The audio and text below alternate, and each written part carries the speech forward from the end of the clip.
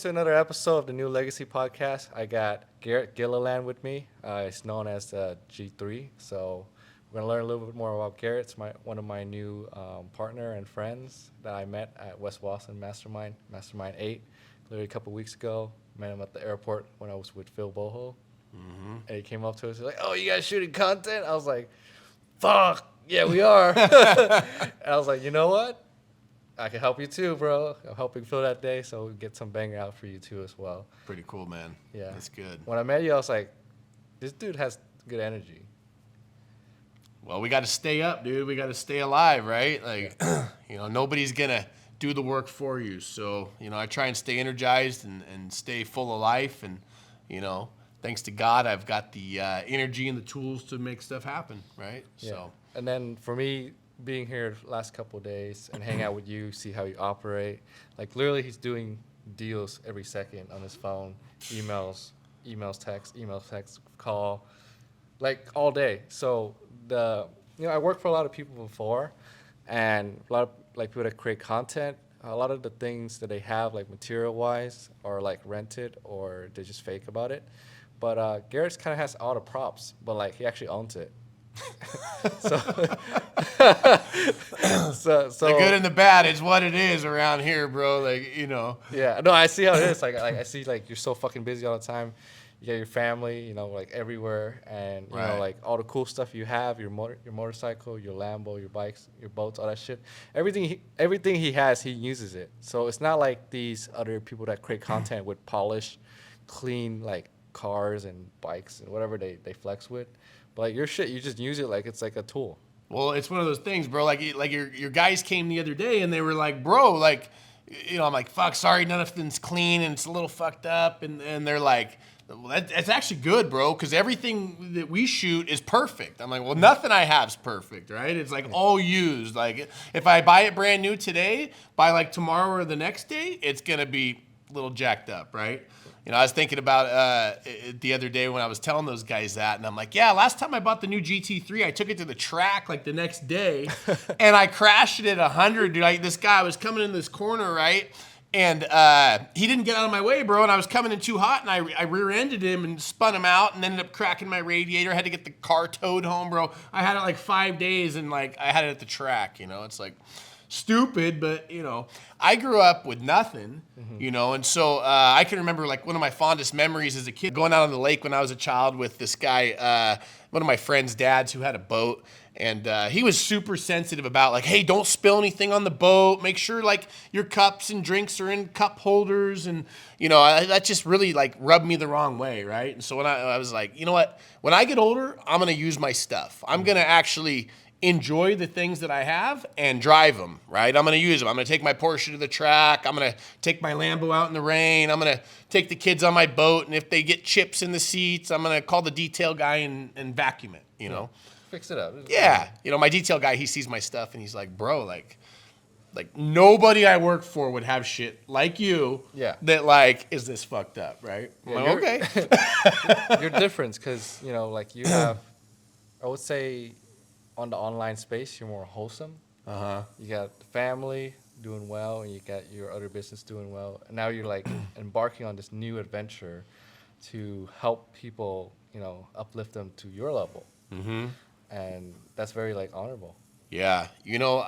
I've kind of always struggled with like the gifts that God gave me, like spending them on myself and my family and my loved ones, and like just like really reserving myself for like private relationships and individuals that I have. And I've always been reticent to like throw myself out there on social media and really want to like, open up the kimono. Here's my life. Here's who I am. Right. Like I've got daughters. I've got, like this private kind of compound, right? It's away from people. It's on acreage. It's on property. So historically, I'm like a really private person, And so it really wasn't until I went to Wes's mastermind, and he was like, bro, like, what are you doing? Like you're done. Like all you got to do is like throw yourself out there, and like what the fuck's wrong with you? You're not helping people, you know? And I'm like, well, bro, like, you know, like, he's like, I don't want to hear it, you know? Like, basically, like, you need to be out there. You need to be, like, share your life with people and help people. And I'm like, man.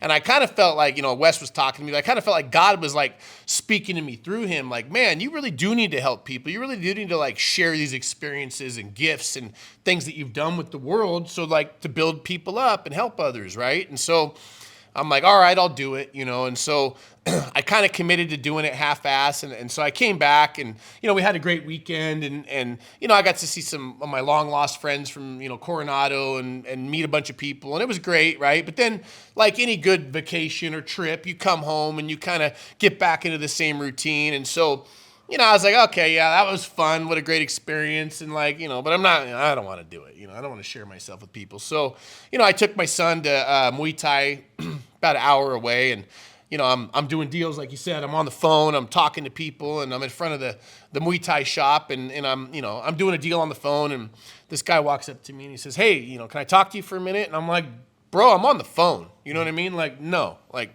right? I'm running the mute button. So I always got a headset in. So I got the phone here. I'm running the mute button. And so he's like, well, I'll just wait. Tells me I'll just go ahead and wait. So he sits down in the corner and he waits. Guy's dressed nice. It's not like a homeless person or someone that's like wants something from me, right? So I'm like talking to my business partner and I'm like, you know what? I'll call you right back. So I'm like, what's up, bro? Like, what do you want? He's like, man, I was outside and I was, you know, sitting in the car and I was waiting for my girlfriend in the gym and I was praying and I'm struggling with some stuff and I felt like God told me to like come talk to you. Mm-hmm. I'm like, okay, like, and he's like, I need someone to talk to. I'm going through a lot of stuff right now. Like, will you talk to me for a few minutes? And I'm like, okay. So I talked to this guy for like 30 minutes. You know, he doesn't really need anything from me or whatever. You know, he needs some advice. He needs my insight and wisdom and kind of experience, you know. So I talked to this guy and I'm like, geez, okay, well, that kind of felt good, right?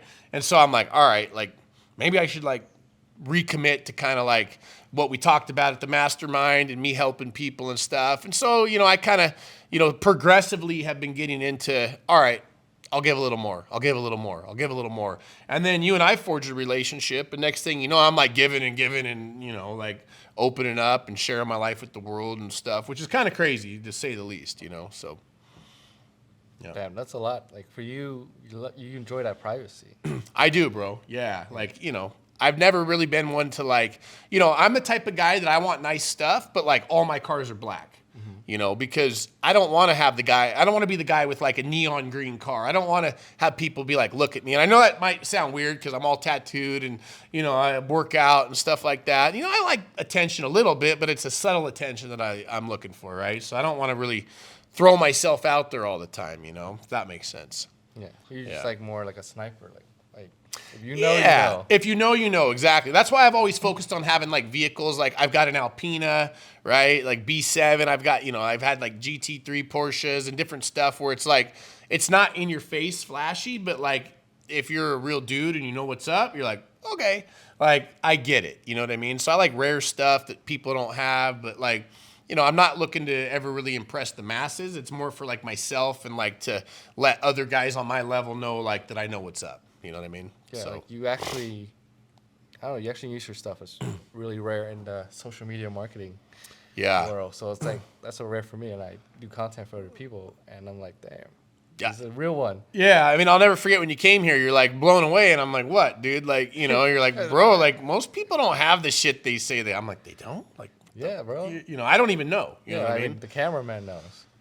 Yeah, I guess so, right? We were talking about, like, you brought this guy over yesterday who films all the rappers, right? And he was telling me some stories. I'm like, dude, are you serious? He's like, yeah. I'm like, wow, okay. Yeah, dude, like, I'll tell you, most rappers, they don't have it. Like right, yeah. Because I always wonder as a business guy, I'm like, how do these guys make all this money? Mm-hmm. Like, you know what I mean? I'm like, I know what it takes me to make money. Yeah. And it's like 6 to 6, 6 to 8, right? Like it's grind, 200-300 emails a day, proposals, calls, text, emails. I mean, you see me, bro. Yeah. Feels like I'm on a hamster wheel running real businesses all the time, right? Exactly. So it's like, I'm like, well, how these dudes just make money? And so it, you know, it's humbling, but it's also nice to know, like, okay, a lot of them don't, right? Yeah, no, for real. Yeah. Like, so you actually succeed in the real world before you go to social media. Yeah. So that's why I think once everything lined up, you're gonna pick up real fast with exponential growth. Sure. And you know, Okay, talk about your son, because that's the coolest thing I've met this whole time. Like, So when I was young, bro, my dad died when I was 12, right? And that really fucked me up. It was a bad deal. So I always said, and I've got daughters and stuff, and my daughters and I have a very special relationship, but it was never one of those things that, like, we could connect like my son and I do, right? Like, my daughters don't do male sports, and they don't really, they play soccer, and we have a very unique relationship, but there's nothing like a boy and his dad, right?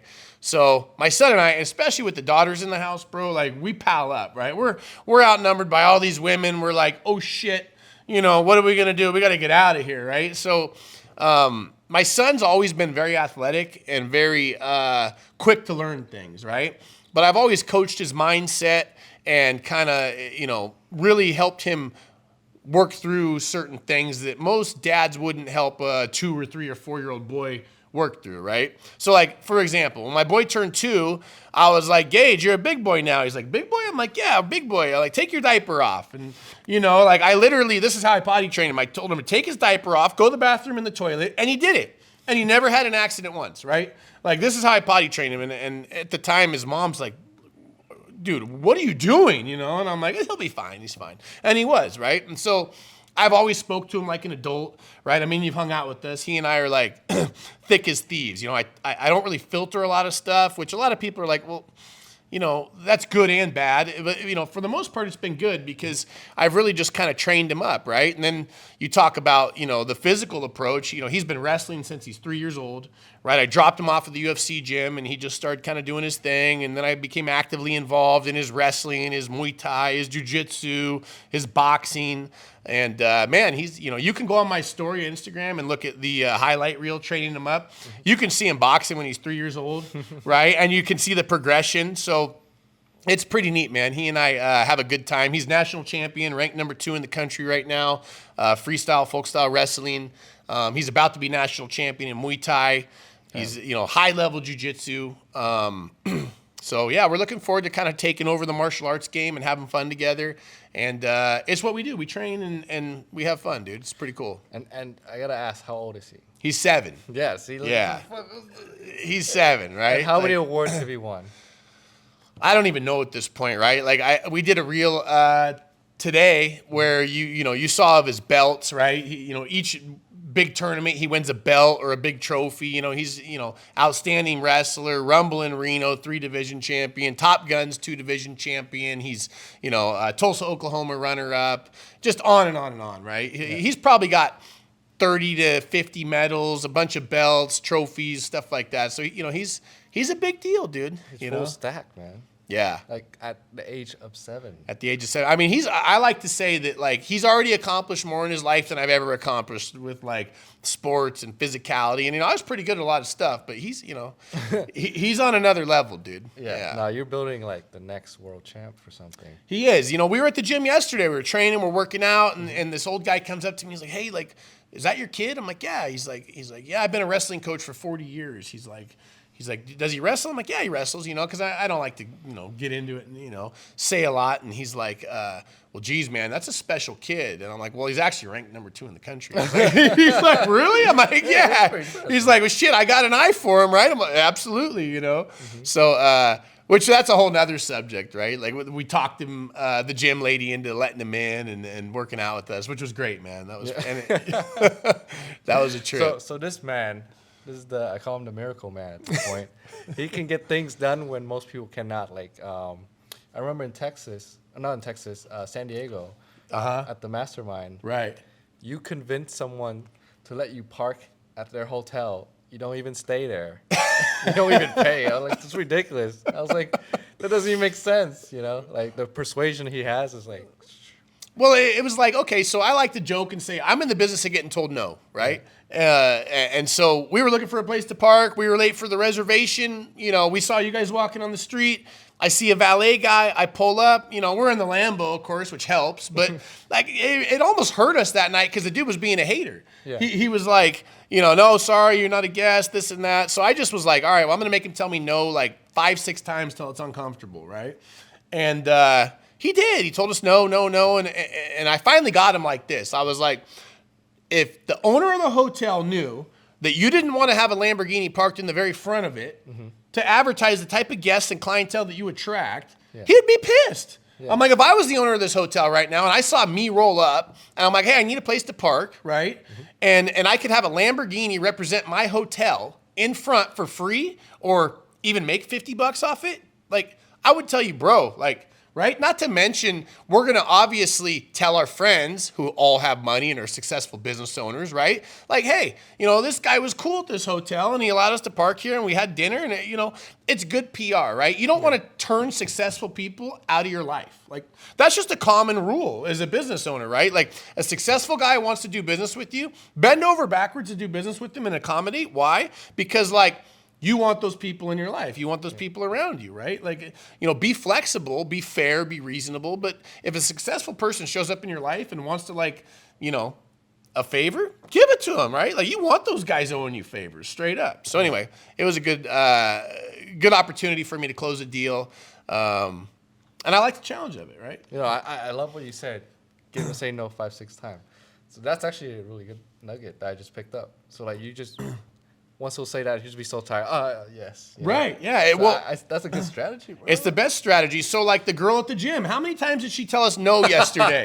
Like, probably more than 5-6 times, right? So we roll into the gym with like my son who isn't 12 years old, who's not on my gym membership, who doesn't, you know, isn't allowed on the floor of the gym, who belongs in daycare in concept and theory, right? Like, I've got, 3 non-members with me. I got 1 guest pass a month, right? Yeah. And this girl's just like, bro, like, really? And I'm like, yeah, really.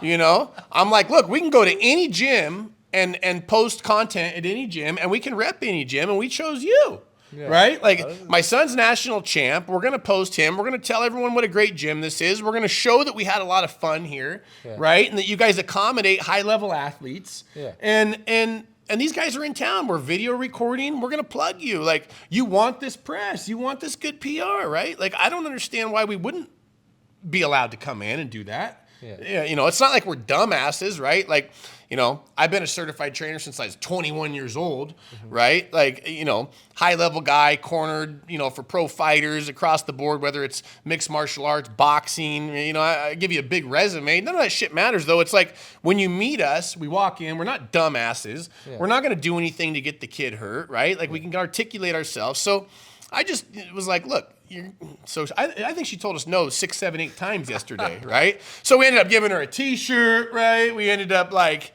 you know, helping her out. We helped her out, yeah. The thing is, man, like, well, you pulled up in the Lambo yesterday. The whole gym was talking about you. They were like, "Who's the guy with the Lambo in the front?" Like, that's all I hear in the background noise. You know, and, oh, it's him. No, they're getting film of him. It looked like him. You know. I was like, okay, well, I see. You know, this is the game of like props. You know.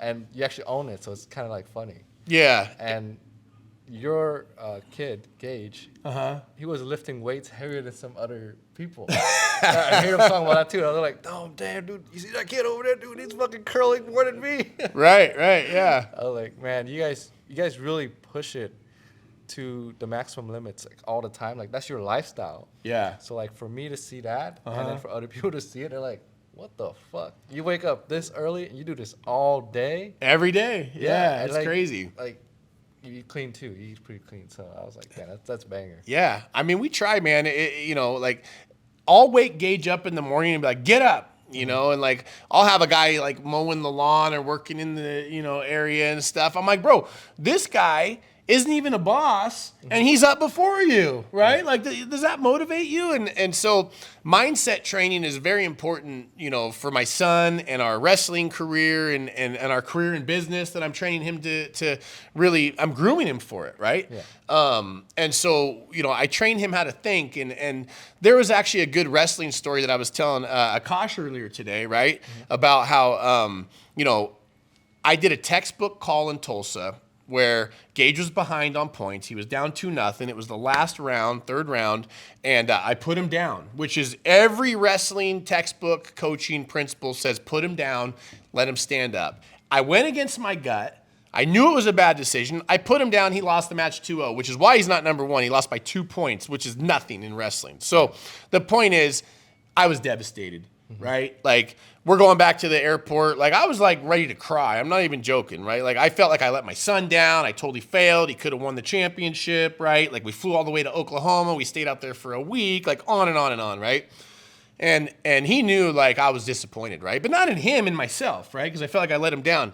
And he said, you know what, Dada? He's like, every time I see that trophy, second place, I'm going to use it to motivate me to whip his ass next year. And I was like, dang. And so I kind of like was like, man, I've been training his mindset so well that right now I'm failing, and like he's training my mindset, right? Yeah. Which is why the Bible talks about like iron sharpens iron and how we need top level guys. And so my 7-year-old became my top level guy that day to teach me like, hey, this is what it is, right? Like, you know, look at this with a glass half full perspective, right? We'll use it as motivation to get better. So that was pretty cool, right?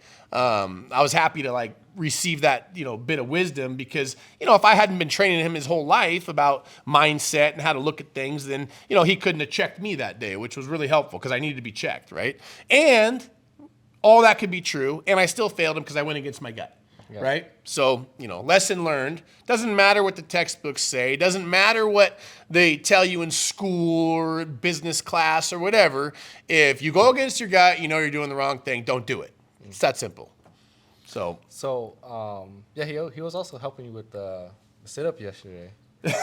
So like every set I do, it was like a circuit workout. Yeah. He would push me to do 2 more, Really? 1 more. at Love the it. end. Like, Yeah. you got that from you. Yeah. That was like, I was like, damn, a 7-year-old, like, Right. you know, most Yeah. 7-year-old are just playing with toys and Hot Wheels and shit. Mm-hmm. But this boy is out here like fucking bang it out, bro. Come on, let's go. Right. Yeah. We get so much energy. It's crazy. We were in Hawaii, and, you know, like, he was trying to go swim every day and play with these older kids he met and stuff. And I'm like, it's cool, but we got to work out, right? Like, you're not going to get soft on vacation. You know, we got training coming up. Wrestling season starts. We need to be in shape. So, like, we're doing burpees. We're doing push-ups. We're doing squats. And I pushed him pretty hard one day. I videoed a lot of it, and we were boxing on the beach and stuff like that. But one day he was doing push-ups, and, like, he had to do, like, 15 more. And I pushed him pretty hard. I mean, I was cooked, right? Mm-hmm. And he was like, something in him snapped, and he was like, ah! He's like, I'm gonna think about that guy that beat me last year, and he started just going wild, bro. And he's boom, boom, boom, boom, pushing him out, right? And I'm like, yeah, like, you know. So he's learning how to turn that switch on and really change his mental game, no matter where he's at, right? So I mean, that's what it's all about. It's, hey, are you tired? You know, like today, bro, we've been running content all day. You know, I'm like, dude, I'm tired. I'm ready to tap out. And it's like, okay, well, boom, I close my eyes, I'll open them, and I'll become the individual that has enough energy to do this. Yeah. Right? And I train Gage the same way. So, like, we do this thing where before every match, I make him clap 3 times, close his eyes, and open them. And I tell him he's like a transformer, right? Like, he goes from little boy, claps 3 times, he turns the switch on in his head, closes his eyes, open them, and he becomes a different guy, right? And so these little things you can do to, like, brainwash yourself to turn that switch on are what athletes, successful business guys, entrepreneurs have been doing their entire life, right? Like, you know, everybody has their own little way of doing it, but it's, you know, some guys have like 3 different breaths, right? Or, you know, Andy does, you know, gratitude and breathing or whatever it is that works for you, you know. But Gage and I, we clap 3 times, close our eyes, open them, and then we transform into a machine, right? That's what I've taught him, and it's worked, right? But being able to do that on the spot when you're tired, when you're hurt, when you don't want to do anything, when you don't want to wake up out of bed, you have to learn that. And the more you train it, the easier it is to get. And then, you know, eventually, it's just kind of second nature, right? Yeah. You don't even have to think about it. Like, just hanging out around you and then around Gage and all the new friends I've made, like, it literally opened a lot of portals for me. And, like, I could literally, like, visually see, like, new opportunities coming up. Right. And, like, I'm like, wow, these people, like, see it from the top down. Like, I was so caught up, like, seeing it, like, just side to side. Right. I wasn't, like, reaching as high as I should be. Well, where I come from, like, you know, everyone tells you, like, oh, you got to work your way up. Oh, you got to, like, walk your way to the top of the ladder. You know, oh, you can't do that. You got to, like, go from this step to this step. And you know, for me, I like to think about, like, well, how do we cut in line, right? Like, how do we go from bottom to top as fast as possible? You know, whatever it is, right? So what I've found is the fastest way to do that is to surround yourself with people that are doing things better and grander than you, right? So surround yourself with people who are doing things better and grander than yourself, right? You know, you want to get better at boxing, you go to a boxing gym where everyone can beat you up, right? And then just try and hang with those guys as long as possible till one day you beat one of them. And then the next day, hopefully you beat another one, and on and on and on, right? But it's like, surround yourself with the best people. It's just like Gage and I, we hunt the best kids to wrestle with. Literally. Like, if I see a kid that can beat Gage or is on his level, I walk right up to his dad. I try and make friends with him. I'm like, hey, like, here's who we are. This is what we're all about. Like, can we hang out and kick it? Right? And I do the same thing to guys that are in shape or guys in business or whatever it is. I'm always looking to elevate myself around people that are better than myself, right? So I could be intimidated by those people and be a hater, right? I could be like, oh, geez, that guy, he could beat me up. I don't want to train with him. Like, what if someone sees me get knocked out? But if you just humble yourself and say, you know what, I want to be around better people because they're going to help me elevate and get better, right? Like, that's the name of the game. And that's what's always worked for me, whether it's, you know, I remember when I was 18, I was out of shape, and I had a friend that was, you know, in great shape and had a six-pack and was jacked. And I'm like, bro, tell me what you eat, right? Tell me what you drink. Tell me what your workout is, please. And, like, I want to go replicate all that. And I did. You know, and I've done that across the board with business and everything else. And that's how you cut in line. You find people that are better than you elevate and you cut in line, and you don't have to work your way up the ladder. You don't have to, you know, do trial and error, 10 years of dieting and trying to figure out what works. You could just go right to the top and figure out what works because somebody told you and you asked them. Right. You could just compress that timeline, like, exponential. Exactly. Yeah. Like, okay, so I see you work a lot. I see you do a lot of fitness. And your schedule is super tight, like, and you have a big, loving family. How do you balance that? And like, he has a big, loving family, a giant dogs and a baby dog, and a bunch of farm animals. Yeah.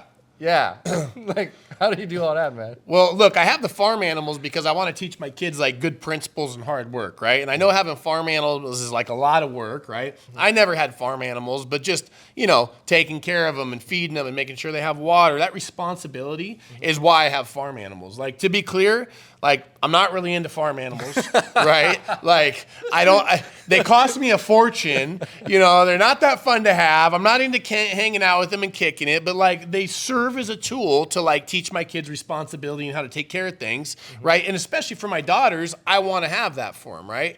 So yeah, I have farm animals for that purpose, right?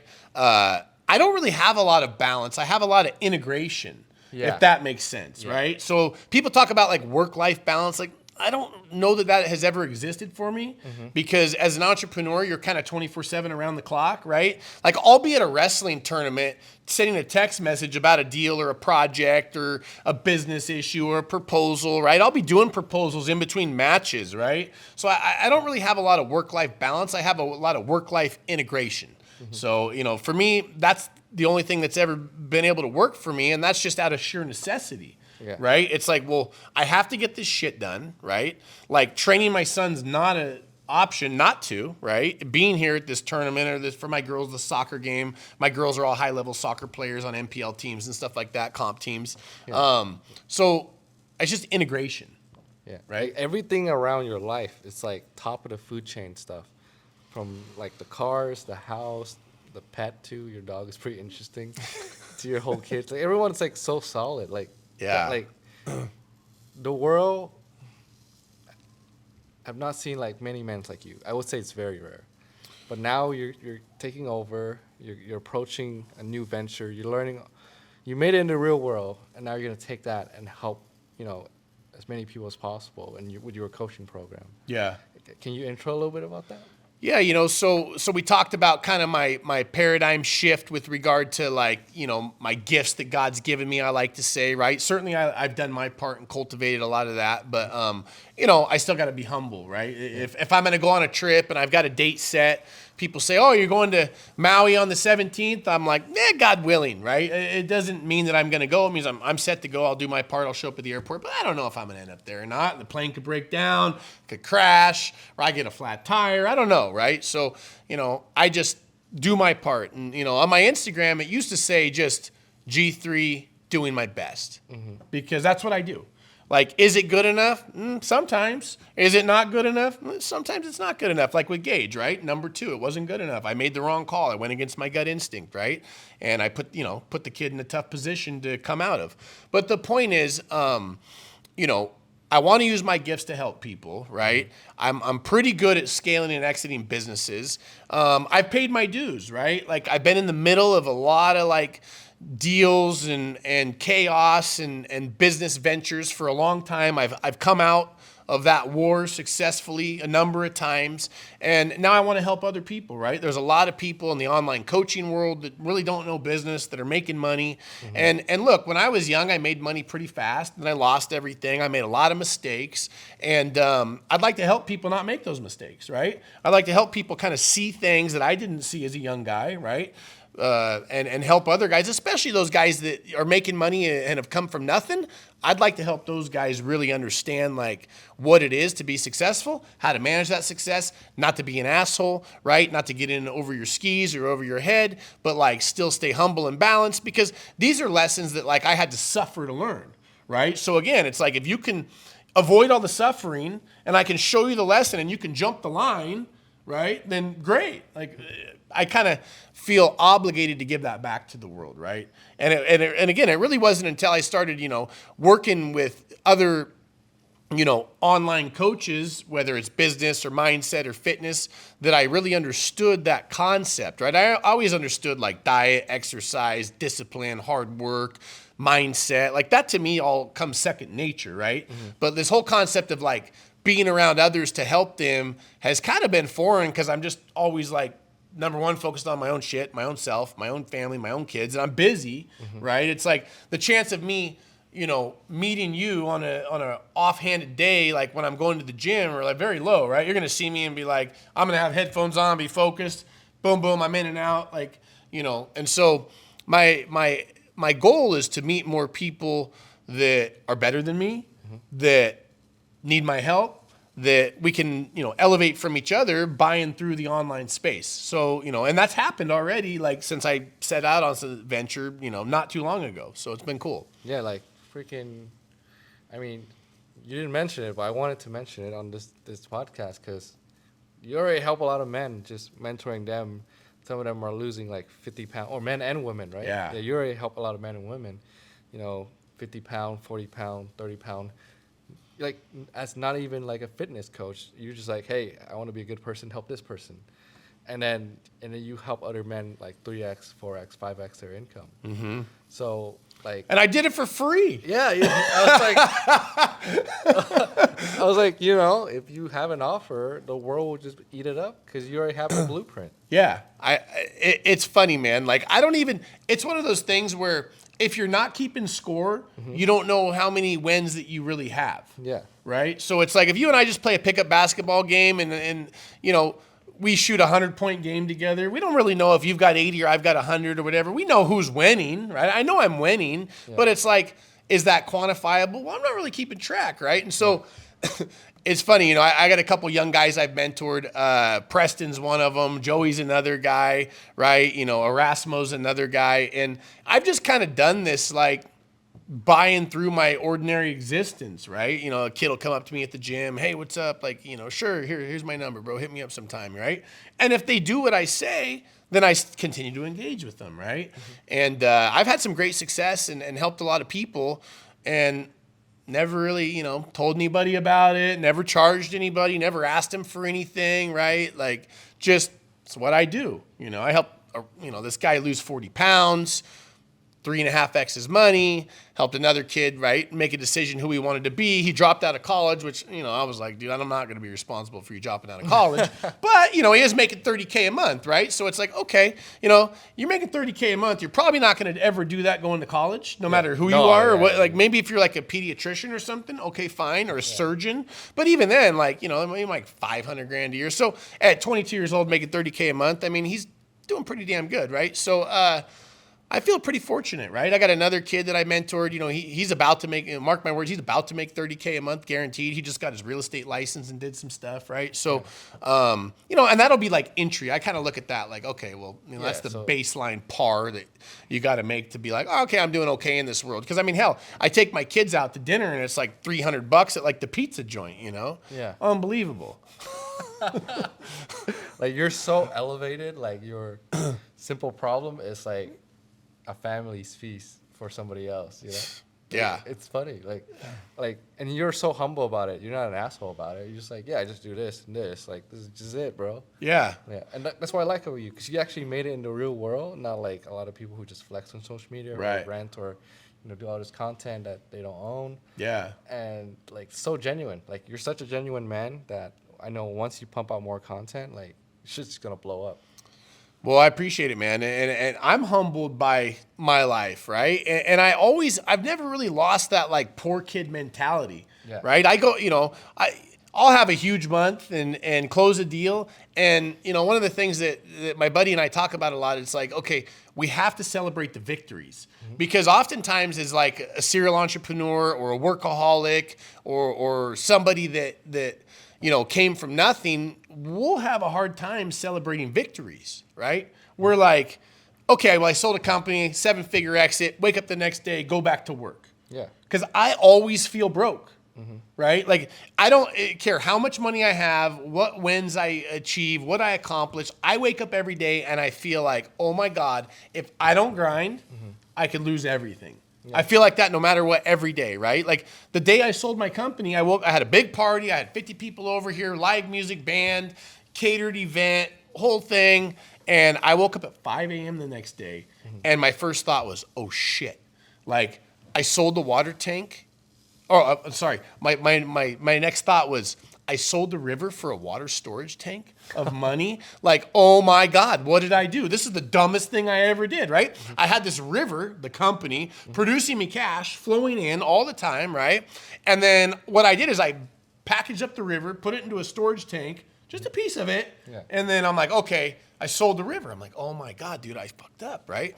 So I woke up feeling broke the next day, even though I had more money than I've ever had my whole life. Right? I woke up feeling broke and I started building another company and doing websites and all sorts of wild shit that like I should have never done, right? The next day I should have had more faith in like who I am, what I've accomplished. I should have celebrated the victory, right? Taken a week or two off even, but like I don't have that, right? I've got that intrinsic motivation that requires me to like push all the time nonstop, right? Which is a blessing and a curse. But, it's more of a blessing. And again, through integration, I'm trying to manage it a little better, right? Yeah. Integrating that mindset of being a workaholic and fearful of, money and being the poor kid again with like my life that I built and how to move all that together. So can you elaborate like how you took that company from, how small it is to how much you sell it for?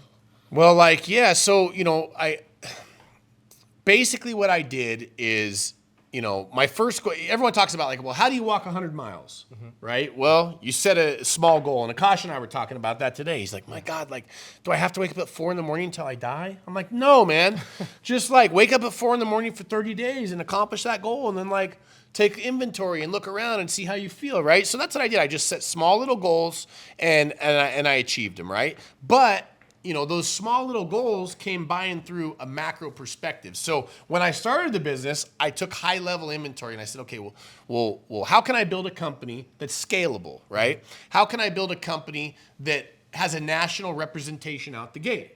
So what I did is I bought a URL for San Francisco. I bought a URL for Los Angeles. I bought one for San Diego. I bought one for Seattle. I bought one for Hawaii. I bought one for Miami. I bought one for Dallas. I bought one for Florida, right? I bought one for California. And so I created these series of URLs, websites, and I didn't even have them built out. I just had the actual URL names that I purchased, right? So I had a big picture macro perspective on how to grow this company nationally from like the very first day I started it with $300 in my pocket, right? And so, and that was pretty wild because, I start with $300. I buy like 15 URLs, right? For $3 a piece on GoDaddy or whatever. And, that seems like a pretty crazy dream, right? Yeah. But I knew that if I wanted to scale the business and exit and sell it, I had to create a big picture macro perspective. Once I had that perspective, like, hey, I want to become a multimillionaire. Oh, hey, I want to, have a national based company. Then I created a series of small goals, actionable items to get to them, right? Like, okay, I want to get to where I make $5,000 a month, right? What are the steps? Boom, boom, boom. Then it's like, okay, well, I got to $5,000. Now I want to go to $10,000, right? And so I created these like little tiny steps to get there, right? But I had the big picture first set out. So that's how I did it. I started with a macro perspective. I broke it down into micro goals, and then I set and achieved those goals, and then exponentially just went higher and higher and higher, right? So that was it. Damn. Like, I never met him. Yeah, you're a very rare case study. Like, very intrigued. Yeah. Very intrigued. So, as we get close to the end of the podcast, I want to ask, what's your next big move this year? Well, I want to help others, right? I'm committed to doing that. I want to, take over the online space with regards to, business coaching, helping guys that are doing, 20, 30, 40, 50 grand a month. I want to help them scale and exit. I want to help them, 5X, 10X their business. And, I really want to focus on giving back and, helping others circumvent challenges and problems that I've created for myself, not knowing what to do, and then share my experience with those guys and how they can overcome those challenges ahead of time, just like by hearing what I had to say and like doing, the work on self and not being a dumbass with money and, not making bad decisions when it comes to all sorts of other stuff, right? So that's kind of where I want to go. I want to help people scale and exit businesses. I want to help people grow their mindset financially, spiritually, physically, and just really kind of give back a little bit, Fitness too or no? Yeah, man. For me, fitness has always served as the foundation for all my success, right? Like literally, people talk about like, mind, body, soul, spirit. No, like for me, it's always been, and I actually watched a really good podcast about Bradley Martin and how his dad died and how the gym and the mentors he found within the gym really helped him and stuff like that. But, fitness has always been a staple foundation in my life. Diet, nutrition, exercise has always been the prerequisite that helped me work hard and get where I wanted to go, right? And so, every time in my life that I've had challenges and I've had shortcomings or failures, I've always been like, you know what? I'm going to get back to my diet. I'm going to get back to my nutrition. I'm going to get back to exercise. I'm going to make that a priority. I'm going to get shredded. I'm going to get lean. I'm going to get jacked. And then when I have that system and that framework and that mental flow state again, that allows me to take my other stuff to the next level, whether it's relationships or business or any of the other problems I've faced as a man in life. I always go back to my diet, nutrition, exercise, and that's what served me. Yeah. So, what are 3 pieces of advice if you had to start over today, or start over from scratch? This is for like somebody that's either just went through a bankruptcy, starting over, or they're starting out a new business, or they're just starting out in life in general. Like, what are 3 things that you can give them today that will take themselves to the next level and also compress the timeline to reach where they need to go? Well, the first thing is don't be afraid to dream big, right? There's a great verse in the Bible. I always reference the Bible, but it goes like this. Without faith, it's impossible to please God. So you have to have a lot of faith in business. You have to have a lot of faith in fitness. You got to believe that you can do things, right? And so, first thing's dream big. Second thing is don't be afraid to get told no, right? Every time someone tells you no, don't be discouraged. Look at that as an opportunity to get closer to a yes, right? So, you know, those two things are huge. And then literally get yourself in shape, exercise, get your diet, everything dialed in, right? And make that a priority in your life. Because if you show up and you're out of shape, nobody's going to respect you, right? When you walk in, you can command the room by being in shape, and people see that, and it makes a big difference. So those three things: be in shape, right? Dream big, and don't be afraid to get told no. Every time they tell you no, use it as an opportunity to get closer to a yes. Awesome. Well, I appreciate you for sending your whole family back to the street today so we could record all this content. Yeah, man. Now they're back. All right. All right, man. Appreciate you, man. Yes, sir.